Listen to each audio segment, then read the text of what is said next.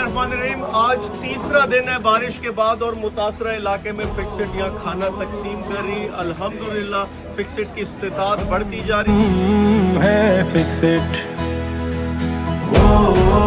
घर की दहलीज तक पहुँचा रहे और कोशिश कर रहे कि किसी की इज्जत नफ्स मजरूह ना हो। आसा है।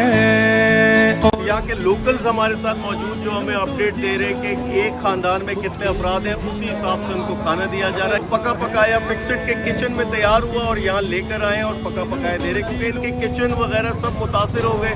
खाना पकाने का जो भी सामान सिलसिला था वो मुतासिर हुआ।